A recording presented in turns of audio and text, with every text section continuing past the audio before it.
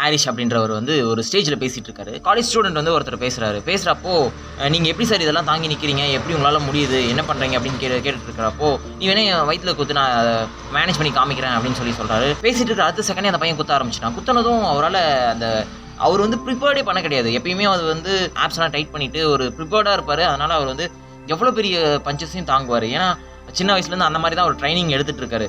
So அவர் அன்ப்ரிப்பேர்டாக இருக்கிறப்போ அந்த பையன் பஞ்ச் பண்ணதுனால அவரால் மேனேஜ் பண்ண முடியாமல் மயக்கம் அடைஞ்சு கீழே விழுந்துட்டார். இவ்வளோ பெரிய ஜாம்பவான், இரும்பு மனிதர் என்று அழைக்கப்பட்டவர் அவரே வந்து ப்ரிகாஷனாக ப்ரிப்பேர்டாக இல்லாதனால அவர் நிலை குலைஞ்சு கீழே விழுந்த மூமெண்ட் வந்து நமக்கு என்ன சொல்ல வருதுன்னா, நம்மளும் நம்ம லைஃபுக்கான ப்ரிப்பேர்ட்னஸை முன்கூட்டியே எடுத்து வைக்கணும். அந்த சுச்சுவேஷனுக்காக ப்ரிப்பேர் பண்ணாமல் விட்டுட்டோம் அப்படின்னா நம்மளாலையும் ஸ்டேபிளாக நிற்க முடியாதுன்றது தான் உண்மை. ஸோ நம்ம இந்த நியூ இயருக்கு எல்லாருமே ரெசல்யூஷன் எடுத்துருப்போம்னு நினைக்கிறேன்.